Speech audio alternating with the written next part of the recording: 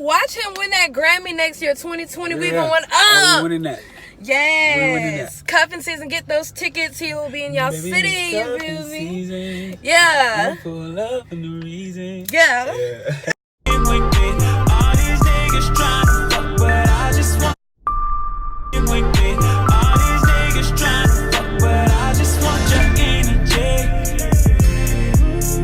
What's up, y'all? It's your favorite homegirl, Chief, and I have singer and two-time nominated Grammy singer, Garren. All these niggas trying to fuck, but I just want your energy. I just want your energy. All these niggas trying to fuck, but I just want your energy. Hey, how you doing in the Hotbox? Stepping in the Hotbox. How are you? I'm good. I'm lit. First of all, so welcome to the A. Hey, appreciate it. I'm here. Is this your first time coming today? No, I've been to the A for maybe 9-10 years. Oh, okay. So I'm very familiar with the A. Oh, okay. So what's your favorite part about it? No, in the hospitality. I love the hospitality. You from the A? No, I'm from South Carolina, but I mean, we cousins. We right. Yeah. I mean, that's very common amongst most southern states. Is the hospitality. Y'all are y'all very nice, more nice than people in LA. And that's where you're from, LA? Yeah, I'm from LA, Compton, South Central. So, okay, let me ask you something. So, before all that, get everybody social media where they can follow you at. You can follow me at Garren on Instagram, Garren. And then on Twitter, it's just Garren Official. So, I feel like that's mostly all you need in today's world. It's just Twitter and Instagram. Right. Do you have Snapchat? I used to, but I don't. I feel like Instagram took over what Snapchat meant to the community. So, to the social media community. That's what I feel. Yeah. And then they always want to sexualize everything. Like now it's the premium. It's all about. Yeah. It's like, fuck, can we not see ass for 5 seconds? Right. It's a lot of booty. I'm not complaining, but sometimes it's like, damn, man. Yeah, I just do what I can. Okay, so all right, so everybody make sure y'all follow him, and you know what I'm saying, he's very responsive too, so I think that's a really dope thing. Yeah, as an artist. Yeah, for sure. Yeah, I feel like you gotta communicate with people and engage with people. You know, artists be trying to be so like oh, it's me, don't look. Yeah. Oh, it's me coming through, move. It's like I embrace all those moments. Yeah, and I'm a people person. So, like, do you think that people, like, kind of, like, changed up their demeanor around you when, you won your first, well, not one, but when you were nominated for your first Grammy with Nipsey Hussle, and then this second one with Dreamville? I keep solid people around me so they don't really care about what I do.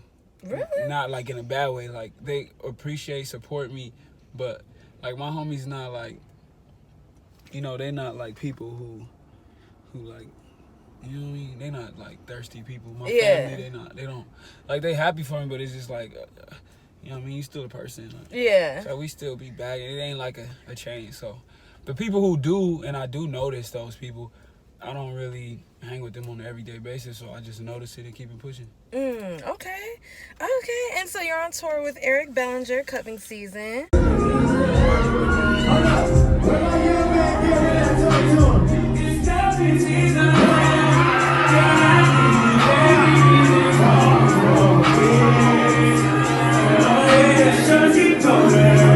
This is what, y'all third city so far? Third city, we got like 10, 12 more, something like that. Damn, that's every night or every other night?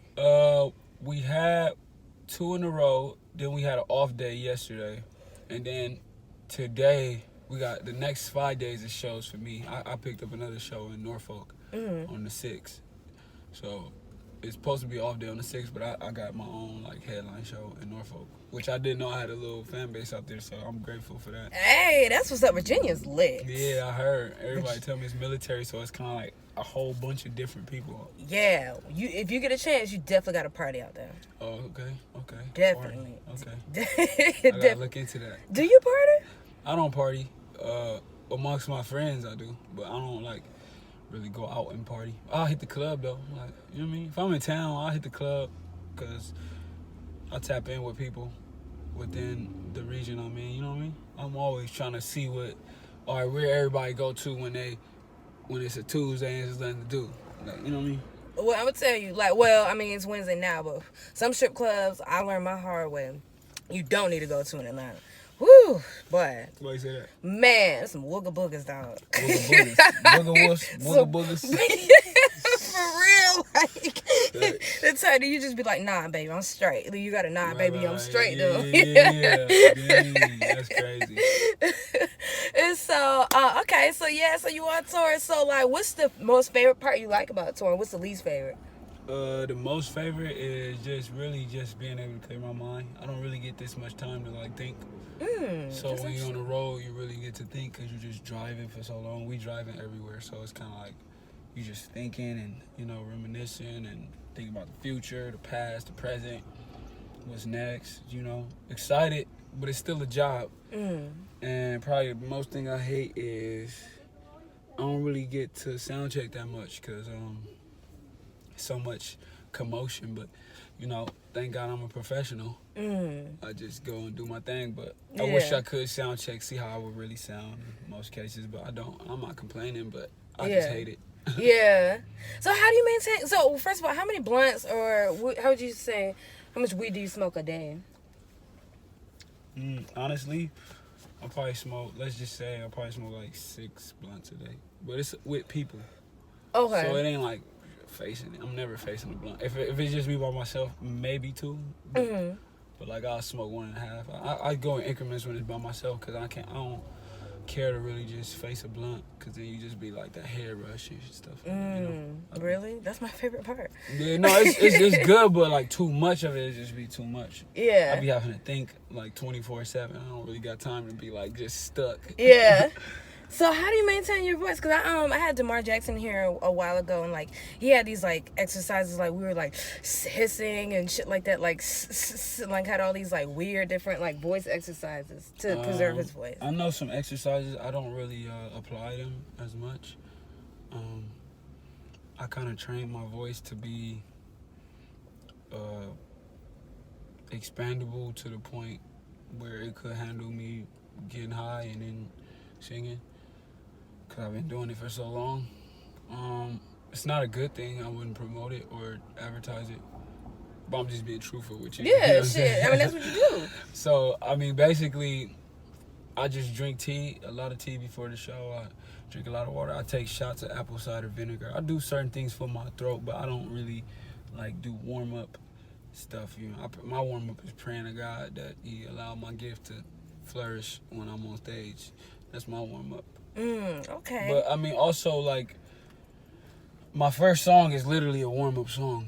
Like, it literally has techniques that are used in warm-ups in that song. I didn't release it. I literally made it for like purposes to be able to sound check before I sound check, in a sense. Right. Even if I don't get to really sound check, that song is kind of a sound check. Right. I know how far I need to stand when I'm and what singing. song is that? It's called Spark That Fire. Okay. And yeah, right. It's about that. It's about all that. And then, you know, I used it for that purpose. Like, yo, okay, I have to be prepared for these bumps in the road where you can't do sound check. So that song is like a sound check song. You go low, you go high. I sing in the mic, I do vibrato, I do all type of things, and it let me know, like, okay, all right, so I need to stand a little bit far. So I'm thinking of all these things on my first song. I'm thinking of how far I need to hold the mic and all those different things on that first song. So that's a strategic move to, you know, do that song first. And it's dope, but I also have strategy behind that dopeness. Okay, so how long have you been singing? Honestly, I started remembering life probably about 4, and ever since then I was singing. So, and I was playing the drums, and I was doing all type of stuff. I was in the church heavily. Okay. So like I was trained in that way to see and be a musician. So I would say from 4, but it was earlier than that. My mom was, you know, being on pots and all type of little and stuff. So, like, when y'all have family gatherings and stuff, were you the one that always pointed like, hey, Garren, go sing for us? No, my whole family sing like it's so many people better than me. There's so many people right there with me. There's so many people, like, my whole family dope. Super dope, super talented. So it was never just me, it was all of us. So I mean, so it's like the Jackson 5, but like the Jackson like 50. Yeah. Yeah. It's deep. It goes very deep, literally. Like, I got a cousin who played the sax, the keys, sing, he art, like, you know what I mean? Yeah. My other cousin just won 7 Grammys last year. Yeah. With Bruno Mars. And oh, wow. That's my brother dope. is traveling the world with, like, what's that dude, Bob Marley brother or something like that. Okay. Doing reggae, big stadiums, and just too much talent. You know, I can never be like, oh yeah, I was a singer. Like, nah, it's people who sing way better than me who in my family. Damn. Okay, that's dope. That's dope. All right, so how did you hook up with Eric Bellinger? Well, he from the city, so I always knew him. I went to school with his little sister. Like, my brother used to play for him in church a long time ago, and like, so he from the city. I knew him. We just didn't know each other. You know what I mean? But I just tapped in with him through, you know, politics. Got people I know that know him, that he respect, that I respect, that respect me, and then just kind of like draw the triangle where it's like, okay, you gotta rock with me because I'm from the city. Right. Oh, boy hit you up about me being on tour, and now we cool friends. Oh, okay. He the big bro, but I mean, it took me to politically attack his, you know, team to allow me to be on tour, for us to be friends. Okay. Yeah. I met him a couple, like, probably 2 months ago. He was really cool, really easy to talk to, whatever. I'll say this too. He's the only artist I ever met that showcases and big up other artists as much as he does. Yeah. I've never met an artist that does what he does. Yeah. And that's so rare. That's very so rare. And he's doing it, and he's big, and he's made millions of dollars. And he did it all by himself without a major label. He's literally the epitome of what artists want to be. But he just don't got all this super out the world fame. But he's still selling out shows. Yeah, his last project is very dope. It's very, very dope. Speaking of CS3? that, yeah, and I liked Saved by the Bellinger. Yeah, he's the GOAT. He's one of the R&B GOATs for sure. Yeah. Do you feel like him and yourself and Summer Walker, like, do you feel like you guys are helping R&B come back? 100%. I mean, he's been on this. Summer Walker's new, but one of my friends used to work with her, and he said she been dope, so she just kind of now coming out her shell. I've been on this real music, real R&B, real singing, and what do they call it, a crooner? Yeah. So I've been belting my notes and really giving you live performance, no auto-tune, no effects, you know what I mean? Yeah. So, and he's been the same way. So, I mean, it's always been here. I think it just kind of got overshadowed by hip-hop, which is fair because hip-hop deserves it. But, I mean, well, I think it's here, though. R&B is here. Yeah. For sure. Yeah, I personally don't. I mean, I feel like it never went away because if you're just a true fan of it, you know where to find a good R&B. Yeah. Myself. Oh, Facts, yeah, facts. he's fucking on the talk. Yeah. It just seems like everything you touch right now is just like really lit. Like your documentary, Normal, just won an award. That's very dope. Yeah, that was super Congrats. dope. I'm so thankful to God for that. Because that's my first time executive producing anything. Okay. So how blessed. did you come up with the concept? 100%. Just wanted to brand the idea that's in my head and make it something physical and tangible you can see and touch and understand and grasp. So I did have help, of course, because you can't do nothing on your own if it's gonna be like something worth. You gotta have help.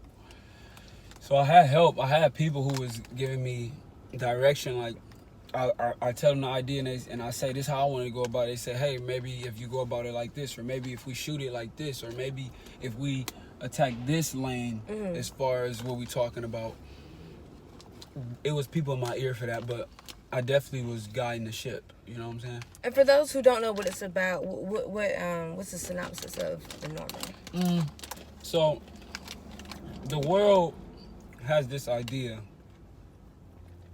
subconsciously, indirectly, they can't even understand that they're falling to this idea, which is basically accepting these things that are happening that aren't normal as normal.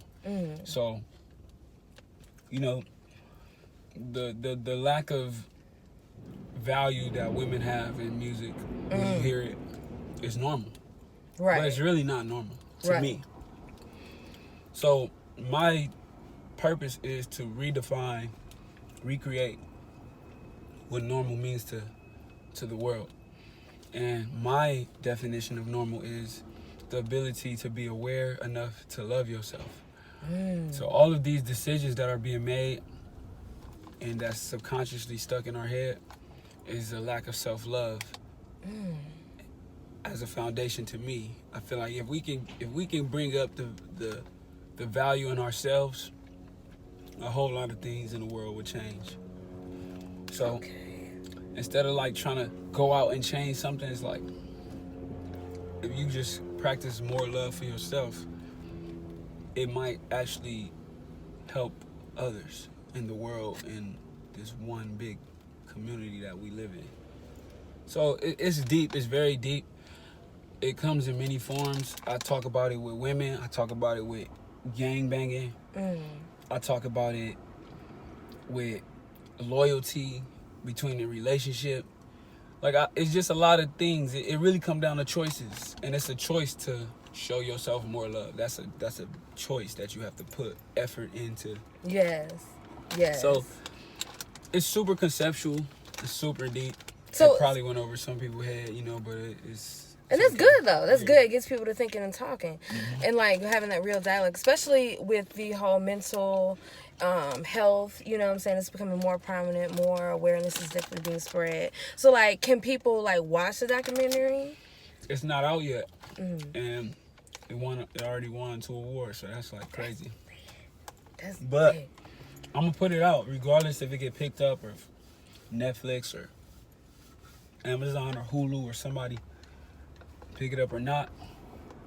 I'm gonna put it out for people to see, because I ain't do this to really self benefit from it or self gain. I didn't do nothing. I did this for people to see, understand, and challenge themselves to be better to themselves. So. And that's lit. Yeah, man. Let us know when you about to drop it. Because that sounds lit.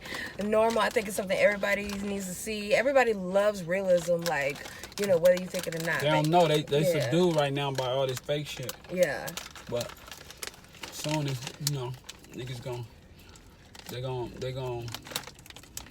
the numbness gonna go away. Everybody numb right now. Yeah. But it's okay. Most definitely. So, and you're promoting Energy, your new single. So, tell us about the record. Like, the video was very, very sexy. I love the visuals. I love the colors. I love the lights that y'all definitely implemented in it. Right. Energy is just that moment in time where I was like, yo, I don't really want to abuse the fact that you used to most dudes coming at you for sex. So I want to try a different route. And I just want to, like, rub energy together and see what, you know, positivity come out of that, instead of trying to, you know, rub our skin. Yeah, you know what I mean? When you first said, I was like, okay. I want to rub our energy. Yeah. So I'm that type of person too. Like, all the time, I don't want to approach situations where it's like, oh, I want to have sex with you immediately. You know what I'm saying? Sometimes it's just like, I just want your energy. I just want to chill with you. Like, that's all. I don't really want nothing out of you, really. So. Is it like when you tell girls that? Is it like you're like, oh, do they second guess it, or they're like, okay? I don't think I really have to say that. I think it's very much understood before any dialogue has been, exchanged. I just think it's really understood. You could just tell, like, my demeanor is very different than the more common demeanors that they used to. So, yeah, I don't think it's really not to say. Okay. All right. Yeah. So you should try some of this infused popcorn. Oh, It's yeah, really good. I'm with it. Yeah, it's Mr. Treats. Yeah, he had on some infused gumbo. Psh, I was out of here. It was nice. Yes. It was faded. Yes, man. What? So, since you got this new single, Energy, what are 3 things that you like to put energy into? My music, my family, That's good. and God. Yes. But God should have been first. But he's there. He there. But he there. Yeah, he's there. And okay, so what's 3 things that you don't put energy into? I can't even say. Cause I put my energy into lame individuals. I put my energy into like bullshit sometimes. But It happens. We human. bad studios. Okay, all right.